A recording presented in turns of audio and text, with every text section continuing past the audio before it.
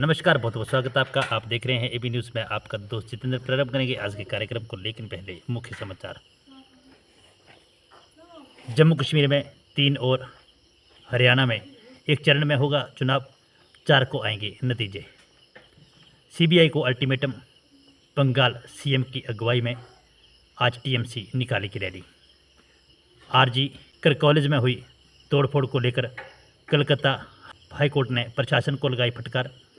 जम्मू कश्मीर चुनाव के ऐलान से पहले फारूक अब्दुल्ला के बोल। कोलकाता रेप मर्डर के विरोध में डॉक्टर्स का प्रदर्शन। एम्स दिल्ली में इलाज को तरसे मरीजों ने बयां किया दर्द। बांग्लादेश के नए मुखिया यूनिस ने पीएम मोदी से की फ़ोन पर बात। हिंदुओं की सुरक्षा पर हुई बात। स्वतंत्रता दिवस पर पेंशनर कर्मियों के लिए सीएम की घोषणा। एरियर मिलेगा, देनदारियां चुकता होंगी। एक्ट्रेस राक्या प्राची पर ढाका में हमला। अवामी लीग के कार्यकर्ताओं के साथ भी मारपीट।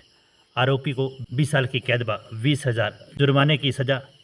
दोस्त के रूप में ले जाकर नाबालिगा से किया था दुष्कर्म। शिक्षण संस्थानों के आसपास दुकानों पर छापेमारी करवाई प्रदेश सरकार। अब समाचार विस्तार से। चुनाव आयोग ने शुक्रवार को जम्मू कश्मीर और हरियाणा के विधानसभा चुनावों की तारीखों का ऐलान कर दिया है। मुख्य चुनाव आयुक्त राजीव कुमार ने बताया कि हरियाणा में एक चरण में मतदान होगा जो 1 अक्टूबर को होगा, और जम्मू कश्मीर में 3 चरणों में मतदान होगा, जिसमें पहला चरण 18 सितंबर, दूसरा चरण 25 सितंबर और तीसरा चरण 1 अक्टूबर को होगा। दोनों ही राज्यों के नतीजे 4 अक्टूबर को आएंगे। सबसे ज़्यादा निगाहें जम्मू कश्मीर में होने वाले विधानसभा चुनावों पर है, क्योंकि आर्टिकल 370 हटने के बाद यहाँ पर पहली बार वोटिंग करवाई जाएगी। केंद्रीय चुनाव आयोग ने हरियाणा और जम्मू कश्मीर का दौरा किया था। चुनाव आयोग की टीम ने केंद्र शासित प्रदेश को 8 से 10 अगस्त के बीच दौरा किया था, जिसके बाद वह हरियाणा गई थी। टीम ने गृह के सचिव अजय भल्ला के साथ मुलाकात की थी, जिसमें जम्मू कश्मीर के सुरक्षा हालातों का जायजा लिया था। अगली खबर, बंगाल की मुख्यमंत्री ममता बनर्जी की अगुवाई में आज शाम कोलकाता में एक रैली निकाली जाएगी। आरजी कर मेडिकल कॉलेज एवं हॉस्पिटल में ट्रेनी डॉक्टर के साथ हुई अत्याचार के खिलाफ टीएमसी यह रैली निकालने जा रही है। शुक्रवार को विरोध प्रदर्शन टीएमसी करने वाली है। मुख्यमंत्री ममता बनर्जी के इस्तीफे की मांग पर भाजपा कोलकाता सहित राज्य के सभी जिलों में धरना प्रदर्शन करेगी। भाजपा महिला मोर्चा के द्वारा मुख्यमंत्री के कालीघाट आवास तक कैंडल मार्च भी निकाला जाएगा। दूसरी तरफ तृणमूल सुप्रीमो ममता बनर्जी दोषियों को फांसी की सज़ा की मांग को लेकर कोलकाता में रैली का नेतृत्व करेंगे। इस रैली के जरिए ममता सरकार दोषियों को कड़ी सज़ा देने की मांग करेगी। बता दें कि फिलहाल इस मामले में जांच सीबीआई कर रही है। अगली खबर, कलकत्ता उच्च न्यायालय ने 14 अगस्त की रात को आरजी कर कॉलेज परिसर में हुई तोड़फोड़ के मामले में सुनवाई की, और इस दौरान सख्त लहजे से कहा कि घटना स्थानीय प्रशासन की विफलता को दर्शाता है। कलकत्ता हाईकोर्ट के मुख्य न्यायाधीश ने कहा कि इस मामले को कोर्ट ने अस्पताल में तोड़फोड़ से जुड़े एक ईमेल मिलने के बाद लिया। यह पूरी तरह राज्य मशीनरी की नाकामी है। इस दौरान राज्य सरकार अपने पक्ष को रखते हुए कहा कि घटना के समय वहां पुलिस मौजूद थी। इस पर मुख्य न्यायाधीश ने कहा कि वे अपने लोगों की सुरक्षा तो कर नहीं सके। यह दुर्भाग्यपूर्ण स्थिति कि डॉक्टर निडर होकर कैसे काम करें। मुख्य न्यायाधीश ने आगे कहा कि आप घटना के बाद उपाय कर रहे हैं। तोड़फोड़ और हिंसा के मामले में अब तक 19 लोगों को हिरासत में लिया गया है। अधिकारियों ने बताया कि गिरफ्तार किए गए लोगों को शहर की एक अदालत ने 22 अगस्त तक पुलिस हिरासत में भेज दिया है। अज्ञात बदमाशों ने कॉलेज कोलकाता के सरकारी आरजी कर मेडिकल कॉलेज एवं अस्पताल परिसर में घुसकर उसके कुछ हिस्सों में तोड़फोड़ की थी। इस अस्पताल में पिछले सप्ताह महिला चिकित्सक का शव मिला था। अगली खबर, नेशनल कॉन्फ्रेंस के प्रेसिडेंट फारूक अब्दुल्ला का इम्तिहान का इलेक्शन कमीशन की प्रेस कॉन्फ्रेंस से पहले बड़ा बयान आया है। उन्होंने विधानसभा चुनाव लड़ने का ऐलान किया है। उन्होंने यह भी कहा है कि उनकी पार्टी पूरे दमखम के साथ चुनाव लड़ेगी। फारूक अब्दुल्ला का कहना है कि नेशनल कॉन्फ्रेंस जल्द ही अपने उम्मीदवारों का ऐलान करेगी। फारूक अब्दुल्ला ने केंद्र सरकार पर हमला बोलते हुए कहा कि खुदा ने हुकूमत दी तो बहुत कुछ करूंगा, क्योंकि कितने साल हो गए आपकी हुकूमत को, पर आपने कुछ नहीं किया। इस हुकूमत ने सिर्फ हिंदू मुसलमान को अलग किया है। गांधी कहते थे कि यह राम राष्ट्र है, लेकिन ये राम राष्ट्र थोड़े होता है। राम राष्ट्र में हिंदू मुस्लिम एक होते हैं। राम राष्ट्र में पोलिंग बूथ पर ऐसा आदमी खड़ा रहता है जिसको कितना भी पैसा दे दें वो नहीं बिकता है।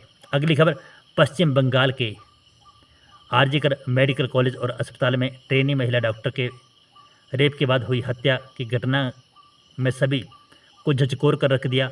घटना के बाद पूरे देश भर में जूनियर डॉक्टर सड़क पर हैं और अब वो डॉक्टरों की सुरक्षा के लिए सरकार से सेंट्रल प्रोटेक्शन एक्ट लागू करने की मांग कर रहे हैं।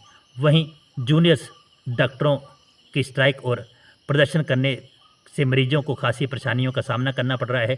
डॉक्टर के स्ट्राइक के दौरान भले ही आपात सेवा चालू है, लेकिन ओपीडी और इलेक्ट्रिकल सर्जरी बंद होने से मरीज परेशान है। मुजफ्फरपुर से आए उमेश शाह ने बताया कि उनको 3 दिन हो गए हैं, अभी तक मेरे पास पुरानी पर्ची है। ये नहीं बताया कि नई पर्ची लगेगी या पुरानी, उनको देखा भी नहीं जा रहा है। अगली खबर, बांग्लादेश में तख्ता पलट के बाद अंतरिम सरकार का गठन हो गया है, लेकिन पड़ोसी मुल्क ने अल्पसंख्यकों और खासकर हिंदुओं की सुरक्षा को लेकर अब तक सवाल उठ रहे हैं। भारत में भी इसको लेकर लगातार चिंता व्यक्त की जा रही है और केंद्र सरकार कई बार हिंदुओं की सुरक्षा का मुद्दा उठा चुकी है। इसी बीच बांग्लादेश की अंतरिम सरकार के मुख्य सलाहकार मोहम्मद यूनिस ने प्रधानमंत्री मोदी को फ़ोन किया और हिंदुओं की सुरक्षा पर आश्वासन दिया। प्रधानमंत्री नरेंद्र मोदी ने एक्स पर पोस्ट करते हुए लिखा कि प्रोफेसर मोहम्मद यूनिस से टेलीफोन पर बात हुई है, मौजूदा स्थिति पर विचारों का आदान प्रदान हुआ है। लोकतांत्रिक, स्थिर, शांतिपूर्ण और प्रगतिशील बांग्लादेश के लिए भारत के समर्थन को दोहराया है। उन्होंने बांग्लादेश में हिंदुओं और सभी अल्पसंख्यकों की सुरक्षा और संरक्षण का आश्वासन दिया है। अगली खबर, हिमाचल प्रदेश के राज्य स्तरीय स्वतंत्रता दिवस समारोह देहरा के शहीद भुवनेश डोगरा मैदान में आयोजित किया गया। जिला कांगड़ा के देहरा में शहीद भुवनेश डोगरा मैदान में पहली बार राज्य स्तरीय स्वतंत्रता दिवस समारोह का आयोजन किया गया। इस अवसर पर मुख्यमंत्री सुखविंदर सिंह सुक्खू ने राष्ट्रीय ध्वज फहराया, मार्च पास्ट की सलामी ली।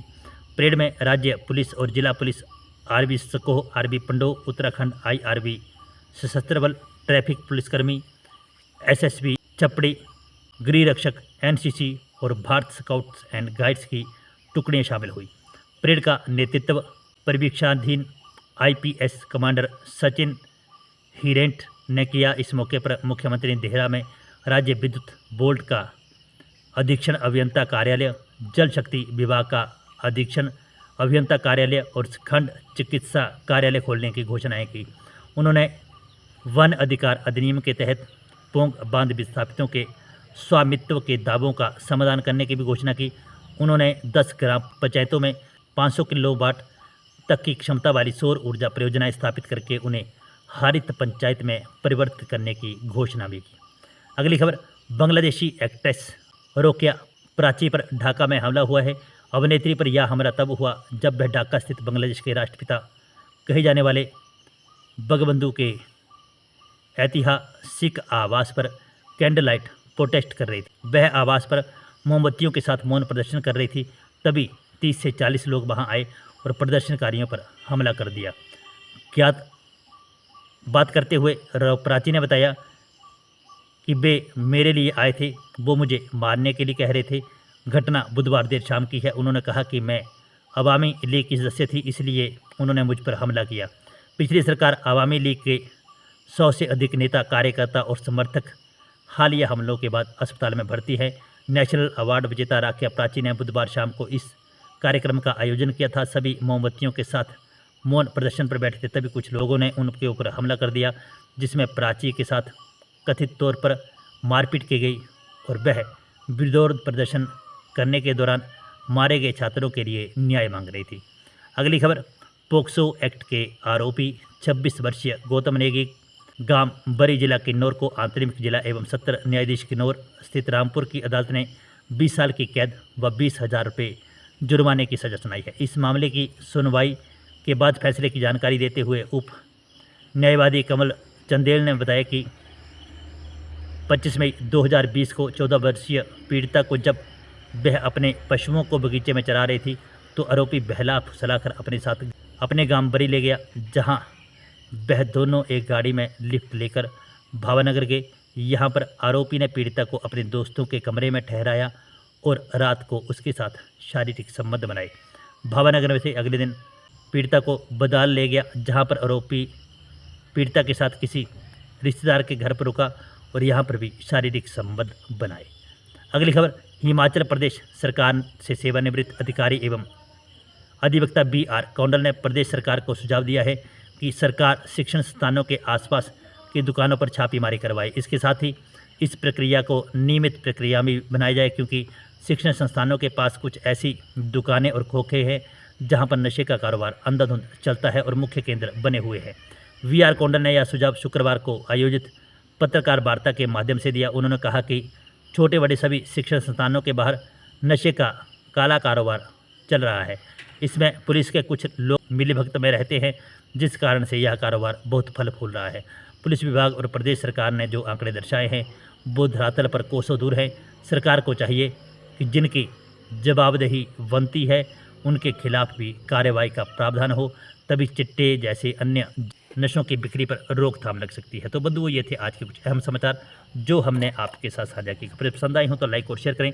जो दोस्त हमारे साथ नहीं जुड़े हैं वे हमारे यूट्यूब और फेसबुक पेज को लाइक और फॉलो भी करें। इन्हीं शब्दों के साथ फिलहाल के लिए बस इतना ही। बने रहें AV न्यूज़ के साथ। जय हिंद, जय भारत, जय हिमाचल।